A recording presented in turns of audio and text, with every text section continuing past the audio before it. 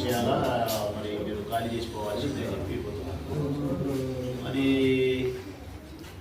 హద్దులు దాటి అంటే లీగల్గా ప్రొసీజర్స్ ఫాలో కాకుండా వాళ్ళ ఇష్టానుసారంగా పోయి బెదిరించడం చేయడం, ఆర్ఐ వాళ్ళు ఓ రకంగా పోలీసు వాళ్ళు బెదిరించడం ఇది చేస్తున్నారు. అది కరెక్ట్ కాదు. బెదిరించేది ఏంటయ్యా? పోలీసు వాళ్ళు పోయాడికి ఎందుకు బెదిరిస్తారు? రేపొద్దున వాళ్ళ సేద్యం చేసినారు, ఇప్పించి తినొచ్చా? ఈ తల్లి తినిపించే భూమని తినొచ్చా? గౌరవము మాకు అస్సలు గౌరవం ఓట్లతో లెక్క చంపుకోని కానీ మాకు చెప్పలే సార్. అసలుకి ఈసారి చెప్పినంత భరోసా కానీ మాకు ఈలే ఆయన. నా దగ్గరికి వాళ్ళు నేను ఎమ్మెల్యే ఉన్నప్పుడు ప్రొద్దుటూరు మండలం చౌడూరు గ్రామానికి సంబంధించి ఇది నేను ఎంఆర్ఓ ఆఫీస్కి వచ్చి వారికి విజ్ఞప్తి చేసిన తర్వాత ఈ మీడియా ద్వారా కలెక్టర్ గారికి ముఖ్యంగా జాయింట్ కలెక్టర్ గారికి విజ్ఞప్తి చేస్తూ ఉన్నా. వారికి తెలియాలనే చెప్తా ఉన్నా నేను, ఎందుకంటే మాకు వారి మీద గౌరవం ఉంది. ఈ చౌడూరు గ్రామానికి సంబంధించి తోపు పొరంబోకు స్థలం అంటారు, భూమి తోపు పొరంబోకు భూమి అంటారు. ఇది దాదాపుగా 60 ఎకరాల భూమి. ఈ 60 ఎకరాల భూమిని ఈ మధ్య కాలంలోనే రెవెన్యూ డిపార్ట్మెంట్ దగ్గర నుంచి చిన్న తరహా పరిశ్రమల వారికి హ్యాండ్ ఓవర్ చేసినారు. అది మాకు అభ్యంతరకరం కాదు. కాకపోతే ఈ దాదాపు 60 ఎకరాలలో ఒక 20-22 మంది రైతులు, ఇదిగో వీరు ఈ పేద రైతులు, రెక్కాడితే కానీ డొక్కాడని రైతులు ఇల్లు. ఈ చౌడూరు గ్రామానికి సంబంధించి ఈ రైతులు 20 మంది ఉన్నారు. ఈ 20 మంది కలిసి ఒక 30 ఎకరాలు సాగు చేసుకుంటున్నారు. ఎప్పటి నుంచి సాగు చేసుకుంటున్నారు? జాయింట్ కలెక్టర్ గారికి ఆ అమ్మకు చెప్తా ఉన్నా, 40 నుంచి 50 సంవత్సరాలైంది. 40-50 సంవత్సరాలుగా బోరేసి మోటార్ బిగించి పైప్ లైన్ ఏర్పాటు చేసుకొని కరెంటు మీటర్లు తీసుకొని కరెంటు బిల్లులు కట్టి తర్వాత పన్ను కూడా కట్టినారు. దేనికి? భూమికి పన్ను కట్టినారు. పన్ను కాగితాలు కూడా మా దగ్గర అన్ని రికార్డెడ్గా ఉన్నాయి. కరెంటు బిల్లులు మా దగ్గర ఉన్నాయి. ఈ తెలుగుదేశం పార్టీ అధికారంలోకి వచ్చిన తర్వాత ఈ పేద రైతులు వ్యవసాయం చేసుకునే ఈ భూమిలో చిన్న తరహా పరిశ్రమను నిర్మిస్తారంట. దాని కంప్లీట్ ప్రాజెక్టు రిపోర్టు తయారు చేయలే. ప్రభుత్వానికి ఒక అర్జీ పెట్టి ప్రభుత్వం దగ్గర నుంచి చిన్న తరహా పరిశ్రమలో భాగంగా ఇది ఇక్కడ నిర్మిస్తానామని చెప్పి దానికి సంబంధించిన నిధులను అలొకేషన్ చేయలే. ఫైనాన్స్ డిపార్ట్మెంట్లో ఓకే కాలే, టెండర్ ప్రక్రియలోకి పోలే, అగ్రిమెంట్ జరగలే, వర్క్ జోలికి రాలే.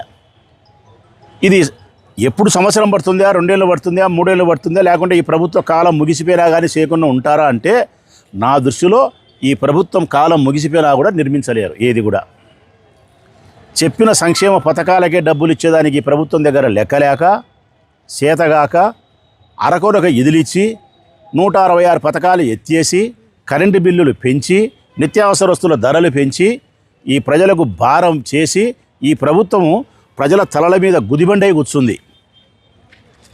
అట్లాంటి ఈ ప్రభుత్వం ఒక్క ఇటుక పెట్టి ఒక అభివృద్ధి చేయలే.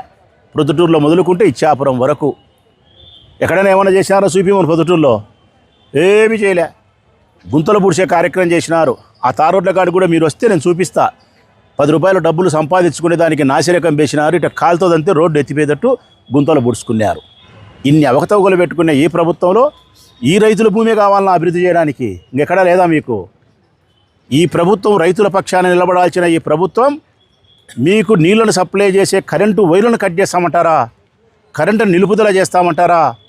పోలీసు వాళ్ళని పంపించి మీ మీద తప్పుడు కేసులు పెట్టి లోపలికి జైల్లోకి నూకుతామంటారా? రైతులనా మీరు జైళ్ళలో పెట్టేది? రైతుల భూములకు నీళ్లను సప్లై చేసే కరెంటును వైర్లను కట్ చేస్తారా? కరెంటును కట్ చేస్తారా? వాళ్ళ బోర్లను పాడు చేస్తారా? మీరు పాడు చేస్తాండేది వారి యొక్క వ్యవసాయ రంగాన్ని కాదు, వారి జీవితాలను సర్వనాశనం చేసేదానికి కంకణబద్ధులైనారు మీరు. ఈ ప్రభుత్వం ఈ బాధలన్నీ చెప్పుకునేదానికి స్థానిక ఎమ్మెల్యే వరదరాజిరెడ్డి గారి దగ్గరికి పోతే మీ నాయనగారిది ఏం రాయి భూమి అంటాడంట. మీరు ఇచ్చిన అర్జీ చెత్తకుండీలో వేస్తా అంటాడంట. ఇంకా ఎక్కువ మాట్లాడితే ఇన్నేళ్ళు మీరు చేసుకునేందుకు గుత్తగట్టాలరా అంటాడంట. అన్నిటికీ మించి దుర్మార్గమైన మాట, చౌడూరు గ్రామస్తులు వైసీపీకి ఓటేసినారు, నాకు బేలేదు కాబట్టి మీకెందుకు చేయాలా, మీకు జరగాల్సింది అంటాడంట. ఇది ఆయన్ని అడుగుతున్నా, ఎమ్మెల్యే గారినే, స్థానిక ఎమ్మెల్యే గారినే. ఇది న్యాయమైన మాటలేనా? నీ వయస్సుకు, నీ పదవికి, నీ హోదాకు తగిన మాటలేనా? రైతుల పట్ల ఇంత నిరంకుశంగా వ్యవహరించాల్సినది సరైన పద్ధతేనా ఎమ్మెల్యే గారు? మేము స్పష్టంగా చెప్తా ఉన్నాం. ఇదే విషయాన్ని ఎంఆర్ఓ గారికి తెలియజేసినాం. ఎంఆర్ఓ గారి ద్వారా చిన్న తరహా పరిశ్రమలకు తెలియజేయండి అని చెప్పినాం.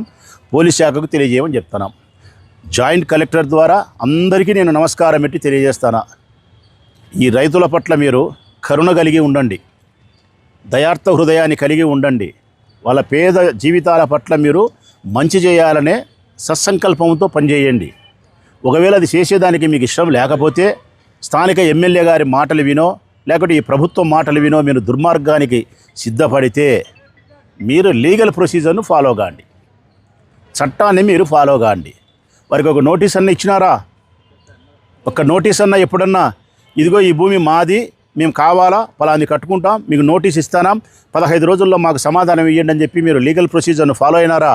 లీగల్ ప్రొసీజర్ను ఫాలో కాకుండా, వారి సమాధానం తెలుసుకోకుండా, రెండవ నోటీస్ ఇవ్వకుండా, అవసరం అనుకుంటే న్యాయస్థానాన్ని పోయి చెప్పుకుంటే గడువు అవకాశాన్ని కల్పించకుండా మీరు నిరంకుశంగా ఉక్కు పాదం వాళ్ళ గొంతు మీద పెట్టి వ్యవసాయ రంగాన్ని, వ్యవసాయం చేసుకునే రైతును కాలరాసే ప్రయత్నం చేస్తే న్యాయమా అని అడుగుతూ ఉన్నాం.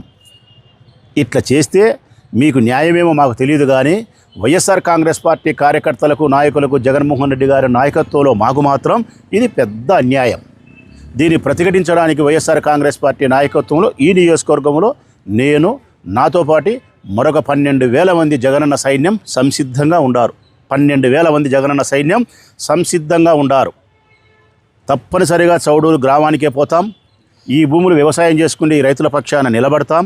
వీరు రేపొద్దున నాట్లు వేసే కార్యక్రమానికి నన్ను పిలుస్తారు, నేనే పోయి దగ్గరుండి నాట్లు వేస్తా.